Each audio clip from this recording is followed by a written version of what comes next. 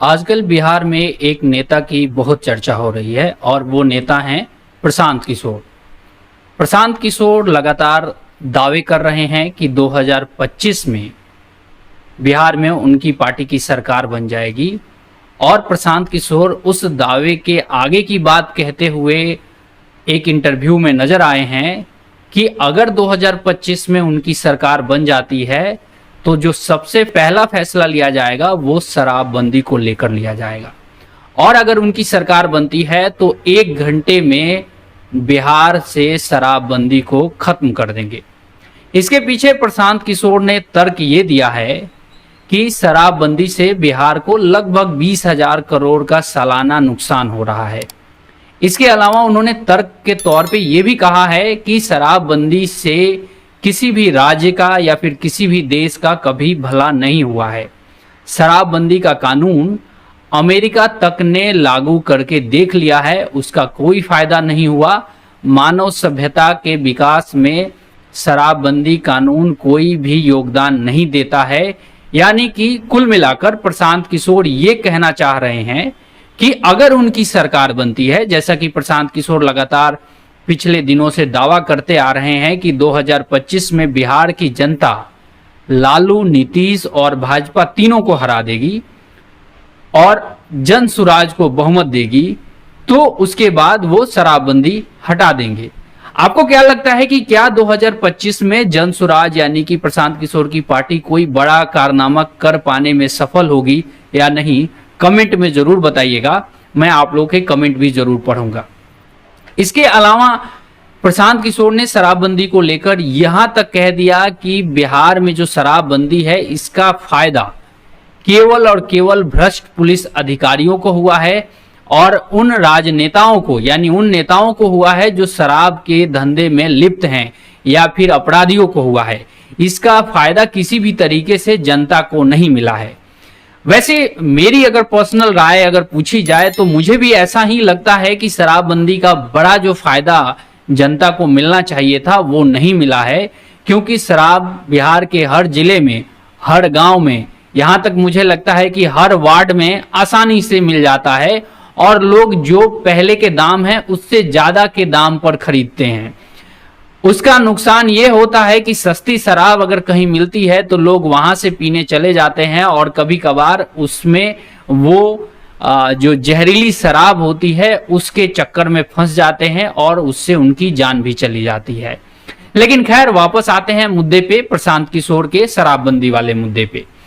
प्रशांत किशोर ने आगे ये तक कह दिया कि अगर नीतीश कुमार के चेले चपाटी जो कहते हैं कि महात्मा गांधी ने शराबबंदी की बात कही थी, तो नीतीश कुमार के चेले चपाटी कहीं से भी ये लिखा हुआ दिखा दें कि महात्मा गांधी ने शराबबंदी करने की बात कही थी, या फिर महात्मा गांधी का बोलता हुआ यानी उनका कोई भाषण दिखा दें जिसमें महात्मा गांधी ने शराबबंदी को लागू करने की बात कही थी। अगर वो ऐसा दिखा देते हैं तो वो नीतीश कुमार के पैर पकड़कर माफी मांग लेंगे।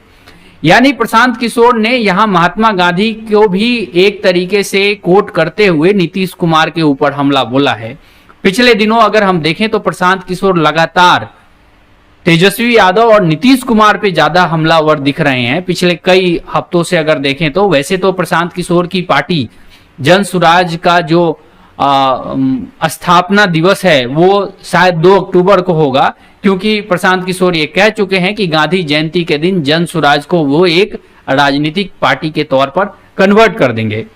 खैर इसके आगे बात करते हैं कि प्रशांत किशोर ने यहां तक कहा कि जो नीतीश कुमार के चेले चपाटी हैं, नीतीश कुमार की जो पार्टी है वो गांधी को झूठे तौर पे कोट करती हैं, गलत तौर पे कोट करते हैं, यानी गांधी के बात को तोड़ ममोड़ कर पेश करती है जदयू और नीतीश कुमार के नेता। दरअसल गांधी जी ने यह कहा था कि शराब का सेवन करना एक सामाजिक बुराई है और इसको जागरूकता के माध्यम से खत्म किया जाना चाहिए।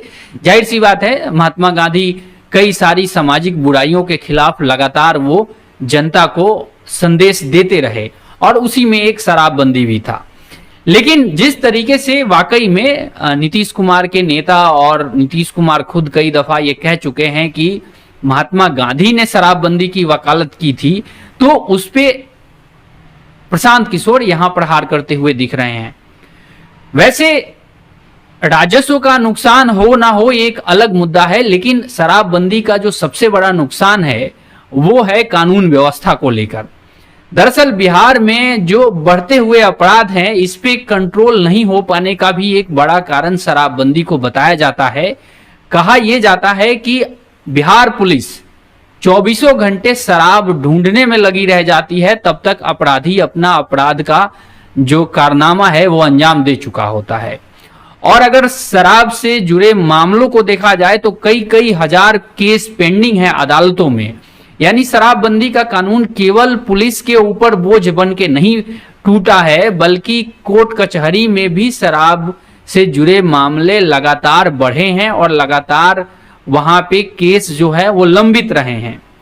हालांकि बिहार सरकार ने इसमें कई बार बदलाव करने की कोशिश की, इसमें कई सारे जो क्लॉज हैं उनमें बदलाव भी किया, लेकिन कुल मिला के देखा जाए तो आए दिन हर रोज कहीं ना कहीं शराब मिल ही जाती है। इतना पुलिस चाक चौबंद है फिर भी शराब मिल जाती है। बिहार के किसी भी जिले में आप जाइए, हर रोज शराब पकड़ी जाती है।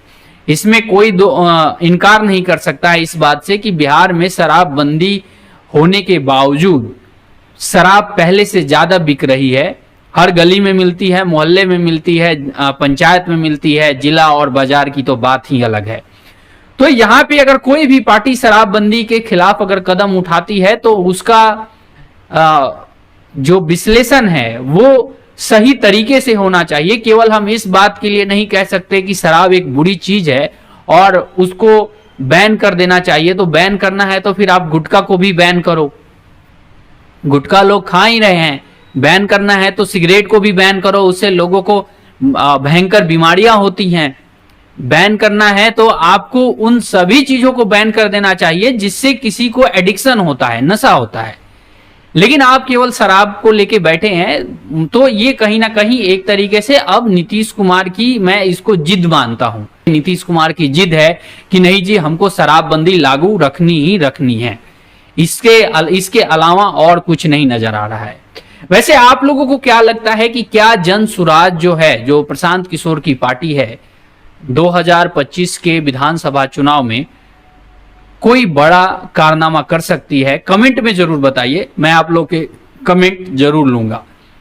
वैसे प्रशांत किशोर की पार्टी में पिछले कई महीनों से लगातार आईएएस अधिकारी या फिर जो आईपीएस रहे हैं वो अधिकारी लगातार जुड़ते रहे हैं। इसके अलावा प्रशांत किशोर के अभियान से राजद और जदयू दोनों में बहुत जबरदस्त लेवल की खलबली मचती हुई दिखाई दी थी पिछले दिनों, जब राजद के प्रदेश अध्यक्ष जगदानंद सिंह ने मुस्लिम समुदाय से ये अपील कर दी कि प्रशांत किशोर बीजेपी की बी टीम है और आप लोग उनसे ना जुड़ें।